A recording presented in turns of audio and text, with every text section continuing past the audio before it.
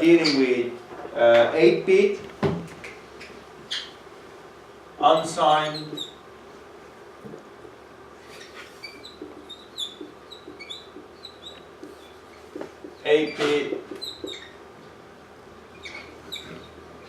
representation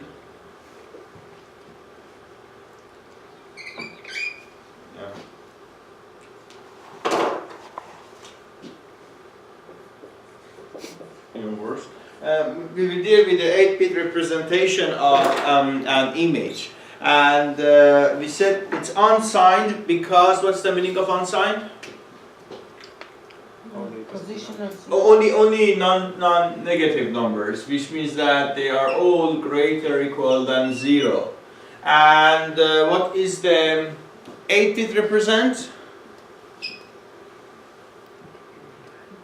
Why we call it 8-bit, not 7-bit or 9-bit? Represented by 8. Yeah, because each pixel is represented by 8 bits. If we change this number of bits, what do we change? Color. The right color resolution. Sorry? Color resolution. More colors. Well, we don't talk about colors. We are gray tones, so it has a word. Shades. There was a word which we were using it. I will tell you the synonym. You tell me the word. It was also called the gray level. Okay, it was alright. It was also called the gray level resolution. Quantization. So this 8-bit represent the. Yeah. Very good.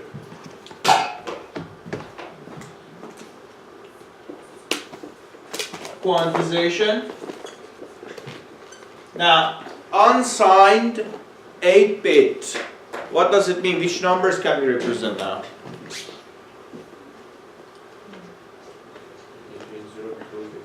Between 0 to 255. So the minimum value that we can represent is 0, and the maximum is 255. So how many numbers can we represent? 256. So what is 0 representing? 0 means the black, which means that all the light are absorbed, there is no reflection. And 255 represents white, which means that we have full reflections of all light, all the visible frequencies. And in between we have different tones of gray. That's why we call it a gray scale image. So it's not a color image. We know that we can change this quantization level, we can change the number of bits that we have in order to represent. And if we reduce this number to 1 bit, it's called a binary image, or black and white image, which we only have a black or white representation. So today when we are talking and we are using the word image, we mean that we are dealing with the unsigned 8-bit representation of the image. So unless that I tell you that we have a color image, we don't have a color image, it's a grayscale image. Or if I don't tell you that this is a black and white image, still it means that it is a grayscale image. Now, if I show you an image like this, let's say the right part of a Lena image that we have in here. Can I say that this is a grayscale image? Just look at the right part, forget about the left part. Yes. So if I have less number of bit representation, I can always represent it with a bigger number of bits. The one on the left, can I say that this is a binary image? No, because I have lots of representations of this image. So we can always represent the small values with a bigger number of bits. However, we understand that it means it's based off bits. We don't want to do it. Now, so we talk about this quantization level, which we call the grayscale resolution. Also, we talked about something which was saying that we have an image which is 100 by 100. And we have another image which is 200 by 200. What is the difference between these two?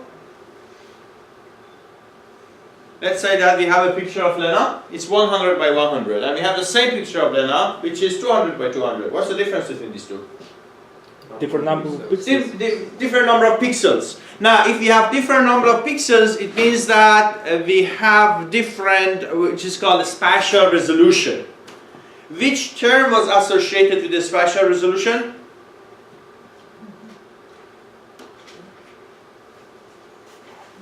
Which term was associated with the spatial resolution? Number of representation. Sampling.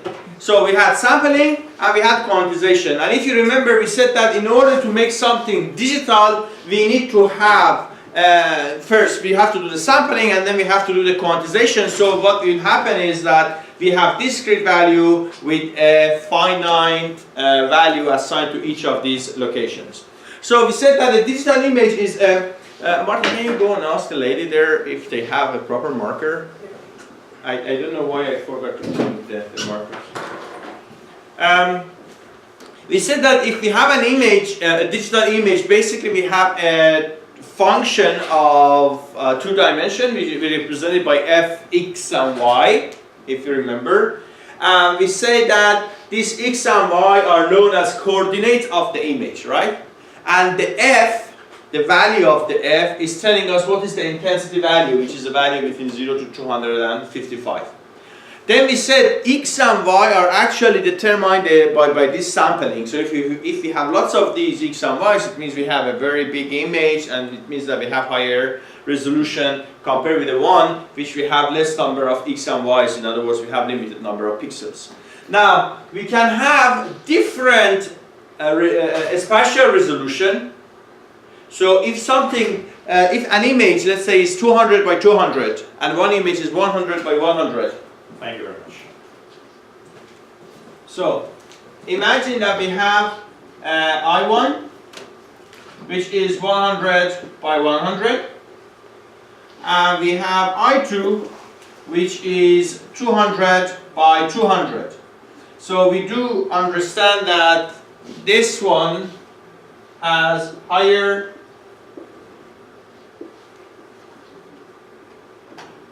resolution.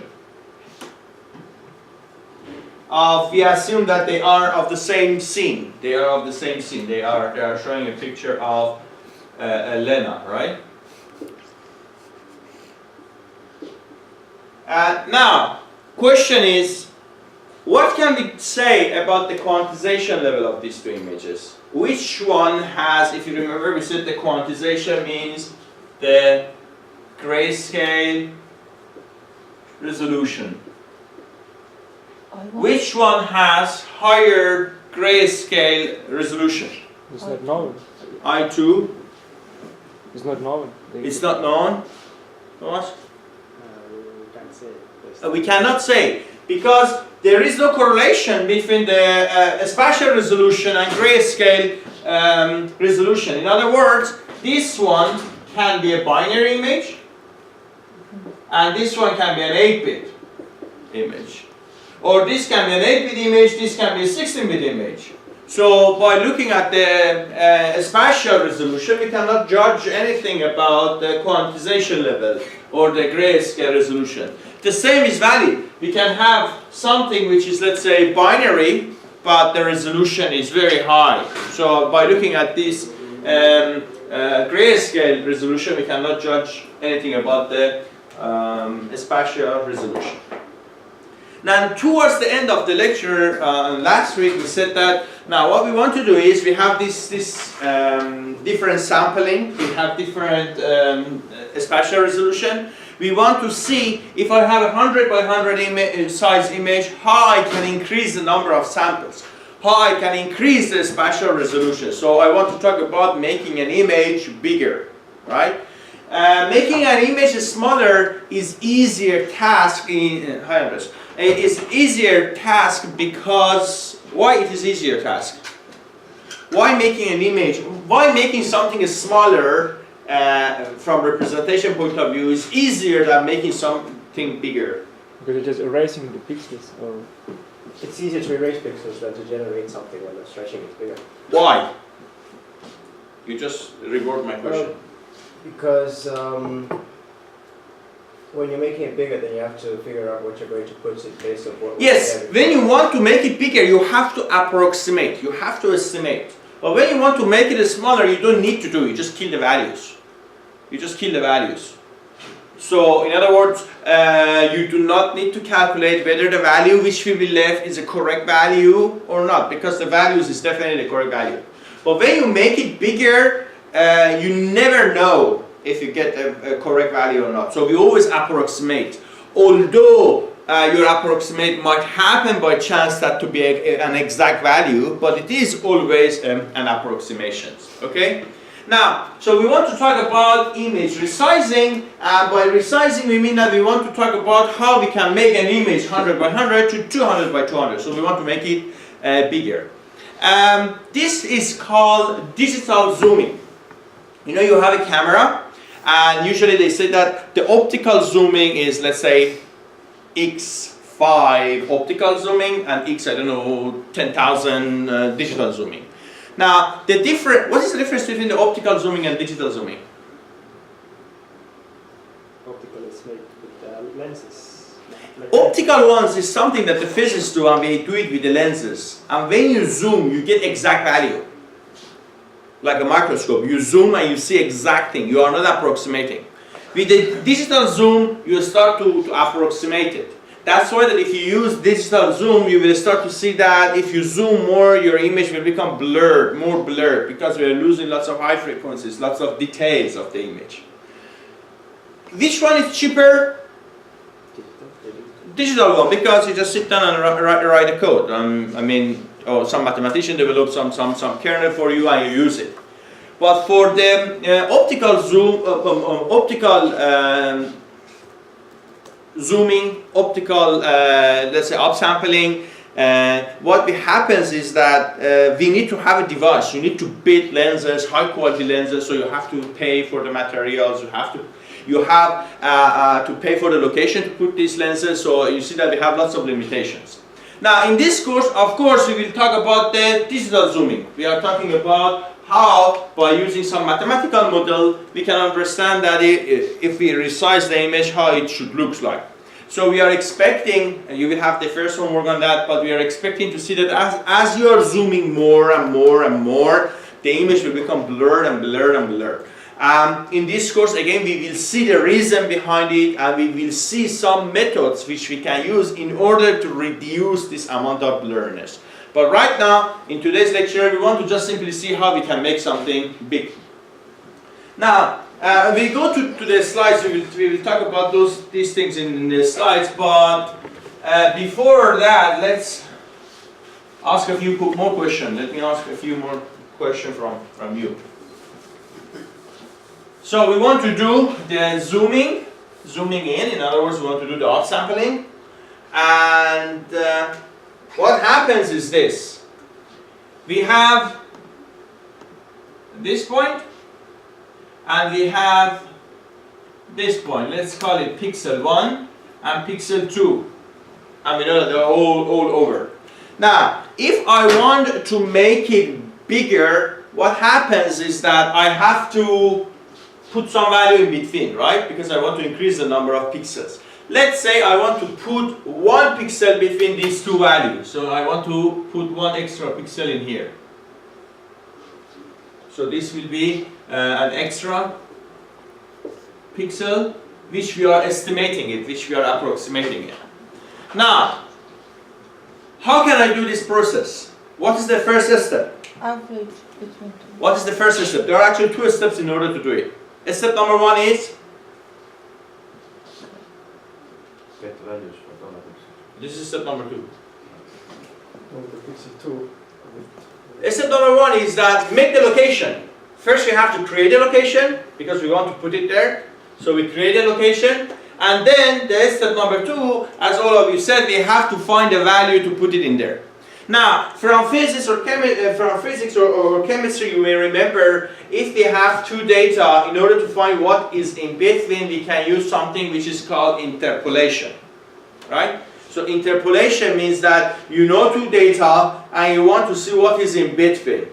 So you know the boundaries. Now, what will happen if I know two data and I want to see what happens outside this boundary? It's called extrapolation.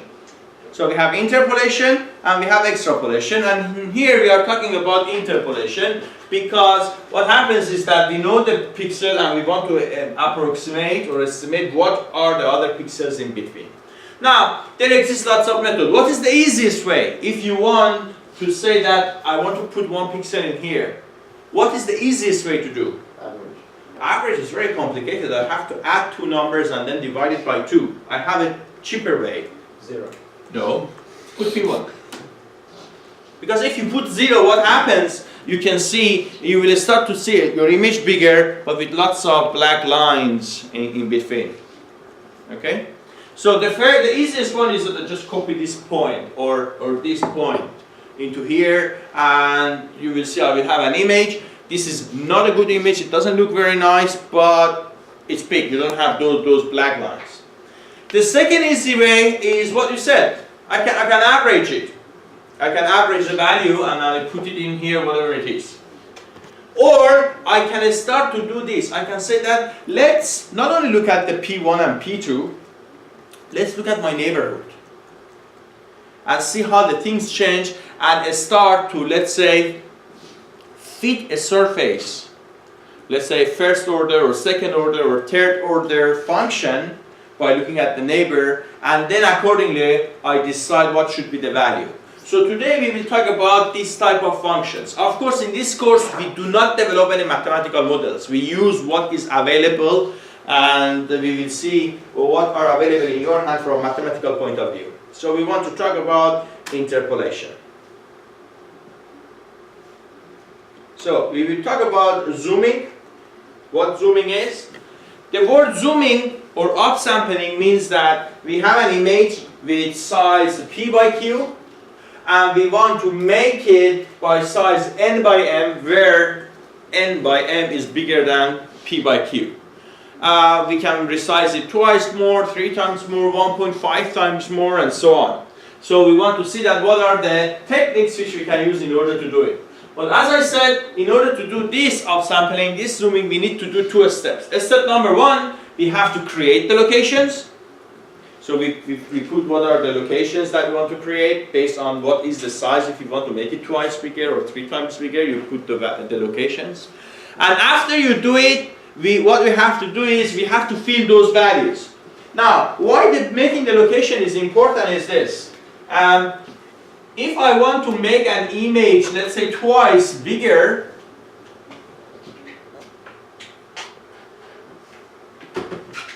than what it is, where do I have to put the locations? I put the locations in here. Where else? By diagonal. Not by diagonal, but what happens is that I have to also do it in a vertical form. Right? Now, after I do that, and you can continue like this, then I see that, oh, I have created one space in here which I need to fill it also, right? So this is what it means by looking at what are the locations. Now, we will see there is a comment in, let's say, MATLAB or OpenCV which you can resize it. But I will give you an assignment to do it in a way that we want to do it without using those comments. Now, if you have an image in general and if you want to resize it, what we do is first we resize it in rows, and after that we resize it in columns. Okay, so this is the approach that the systems in general in OpenCV or MATLAB does. They do it, let's say, in rows, and then they do it in columns, or they do it in columns, and then they do it in rows. And we will try to implement those type of things. Now, the solutions that we have is interpolation. Interpolation means that we are estimating some values between known values. So we know some values in our hand, and then we are using interpolation in order to estimate what is the value. Now, here we can see in a picture that how we can create the locations. and then we are assigning them new values. So, question is that, okay, we say interpolation. Interpolation is a technique which, I don't know, mathematicians were working on that for 100 years or even more, and they are still working on that. Which interpolation technique do we have to use? In this course, we will talk about 3 specific types of interpolations. In your homework, you will use another also type of interpolation, which I will talk about in a few seconds. But we will understand that there exists lots of other interpolations, lots of other kernels that people are introducing the interpolation every day, and you can use those ones. And the methods that we use are nearest neighbor, bilinear, and bicubic interpolation. Now, the nearest neighbor, as the name stands, is the easiest form. I look at who is my nearest neighbor and I just copy the value in there. It has its own disadvantages, but it's very simple because I do not need to calculate anything. I just look who is closest to me and I just copy that closest value. Bilinear is something like all of you did it. I mean, you calculate the average. In other words, what happens, I draw a line between P1 and P2. And if you want to have 5 points, you just go over this line and see what are those 5 points. Or if you want to have only 1 point, it will be the average value. And let's say in bicubic, what happens, I am fitting a third order curve between the P1 and P2. And then in each location that I want, I will look at what should be the value. Again, today in the slides, I'll show you the mathematical formula for each of these 3, but you are not responsible for the mathematical formula of this type of interpolation. However, you are responsible to know what are the advantages and disadvantages of each of these ones. So, as I stated, in the nearest neighbor, we just look at our closest neighbor and we put the value in there. It is very simple, because you do not have any computational complexity or computational cost, as the only thing that you need to do is that look at your right or left or who is your closest neighbor and copy that value in there.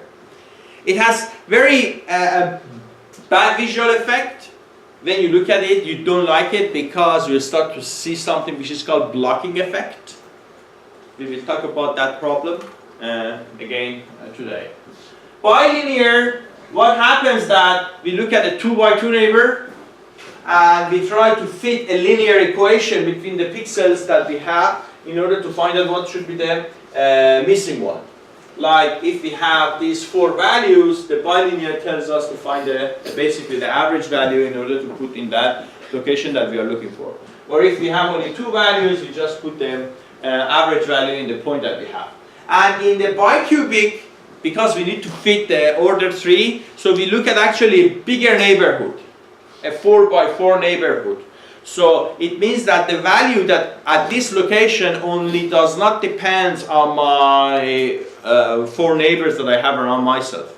It depends on more neighbor. In other words, I will see one more stage before or after that specific pixel value. And what we do, we are fitting a third order polynomial in order to find out what should be the new value.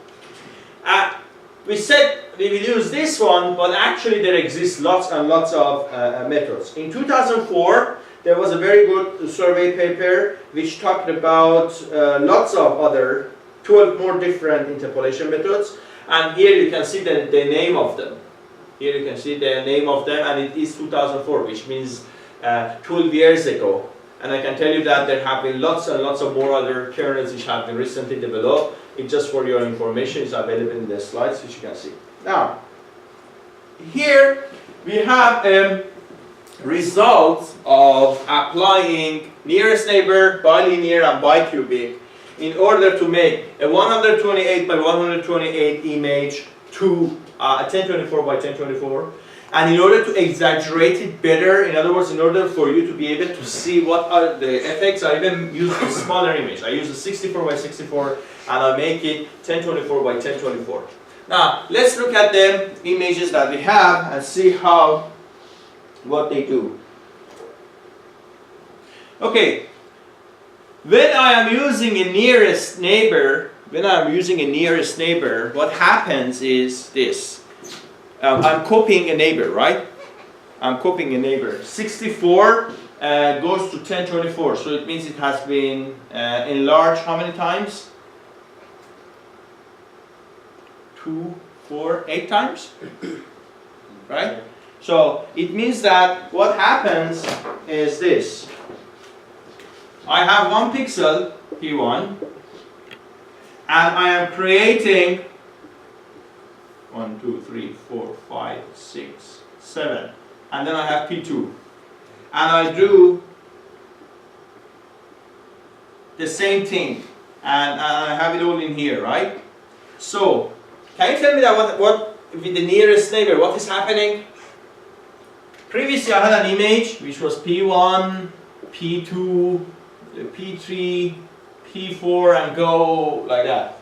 But now what happens, I have a 8 by 8 block of P1, right? Because this is my nearest neighbor and I just copied it.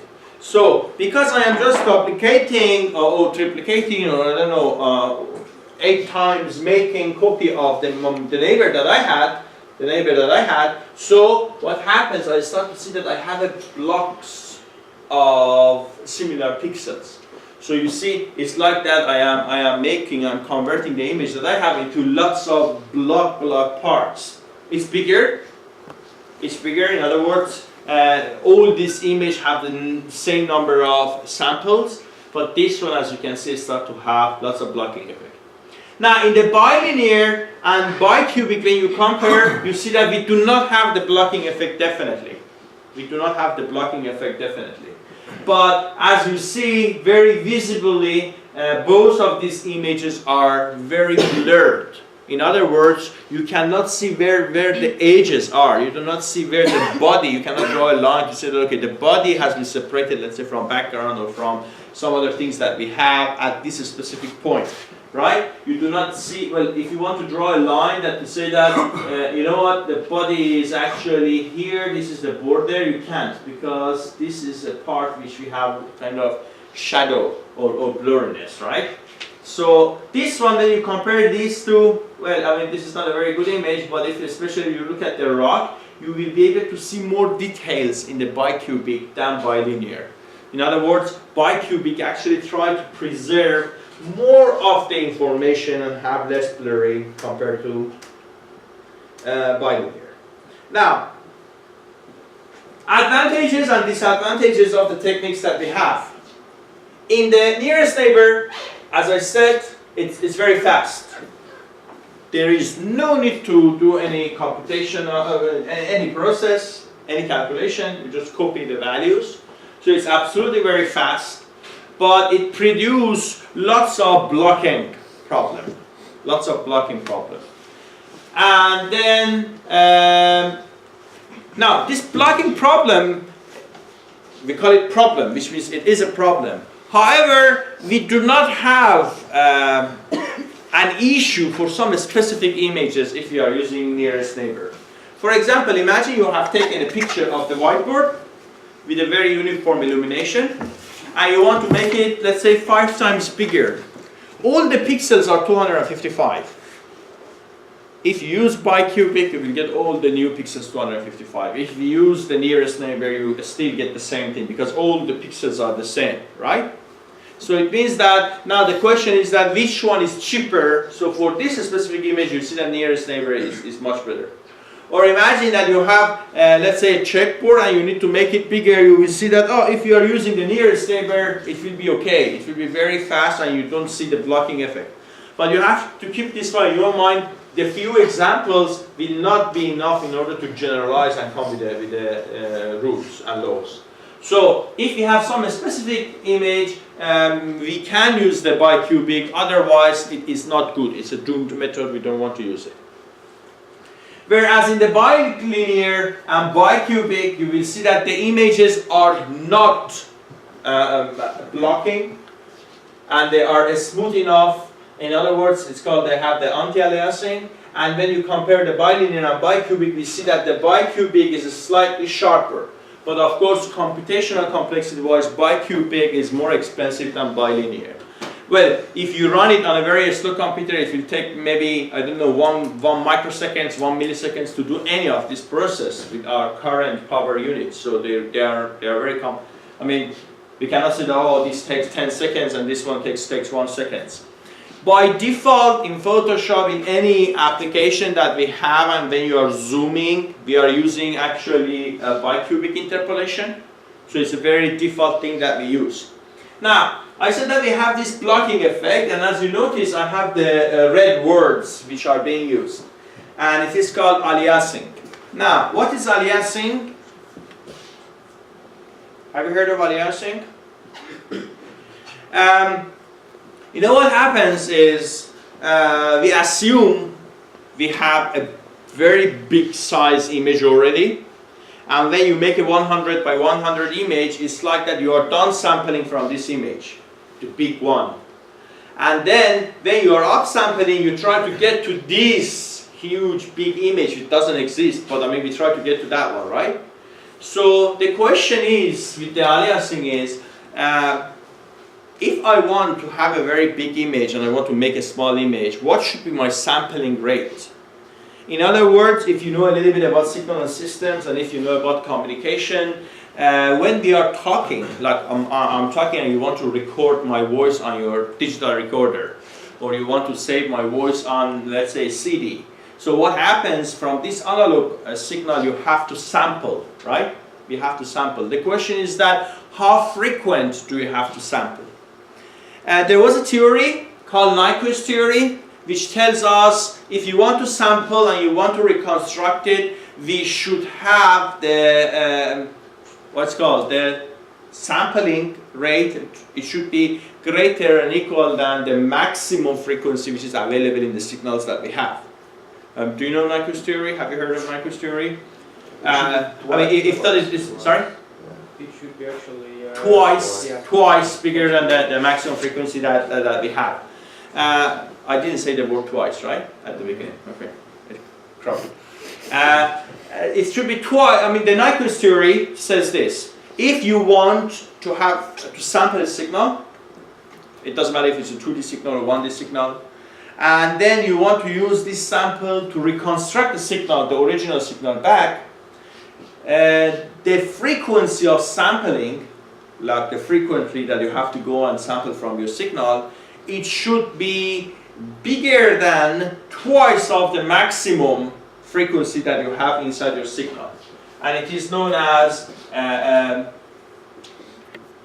Nyquist frequency, which means the sampling frequency, the frequency that you have to sample from your data, it should be greater or equal than 2 maximum frequency available inside your signal. We know that when I'm talking, there are lots of frequencies inside my voice, right? So we have to pick up what is the maximum one, then you have to multiply it by 2, and then you should have a sampling frequency which is, you start to sample with the frequency which is bigger than this number. If you do it, then you can reconstruct my original signal, my voice, without any problem. Now, what will happen if you have a hardware which has a fixed sampling rate, and then someone comes with a very pitched voice, and then he or she starts to talk, and the frequency that he or she had, if you multiply it by 2, will be much bigger than the sampling rate that we have. What will happen in that case? I will not be able to reconstruct the signal back. I will not be able to make the signal back. It's called aliasing, but let's still not use the word. So we will not be able to do it. Now, so look, we have some devices which have the sampling rate fixed, and I cannot touch them because I have paid 10,000 euro for that, so it's fixed. So what happens, I will start to ask the people, can you please do not speak with that frequency if you can. But I mean, we don't have a problem with the voice in general, but let me give you another example now. So we understand what happened with the voice. Have you ever been interviewed in TV? Yeah. And if you are interviewed in TV and you go to TV, and if you have a shirt which has lots of lines and then blocks, usually the producer or the director comes to you and say that, can you please change your shirt? I mean, have you heard of these stories? They come and say that, oh, I mean, your shirt, you have too much lines, change it. And they will give you a shirt which is very solid state color. Do you know why? Because if you have lots of lines, it means that you have lots of high frequencies. Now, lots of high frequency multiplied by 2, it means that you are increasing the Nyquist frequency, the frequency that you need to sample. But what is the problem with that? Why making this bigger, in other words, making this bigger is a problem? TV has fixed frequency. No, TV is not the correct word. The camera which records has a fixed Nyquist rate. I mean, you can't change it, but it's limited. So, instead of selling the €1 million camera and buy another €1 million camera which can record you, it's easy for me to have a €10 shirt to change your shirt, right? Now, what will happen if you are the president and they cannot tell you that, hey, change your shirt, right? In that case, when the person is talking in front of TV, you will start to see, especially if the person starts to move, you will start to see lots of waves inside the shirt. In other words, we know that they are all straight lines and squares, but then you will see that they are not squares, they're actually something wave. In other words, it's like that you are punching into the squares, so they deform the shape. This is called aliasing.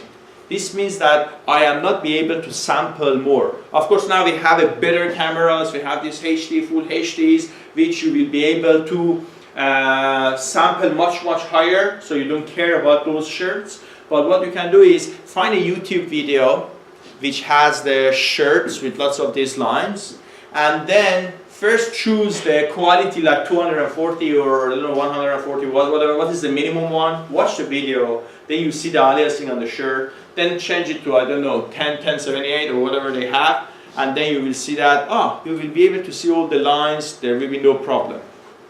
So this is actually changing this Nyquist frequency of the device that we have.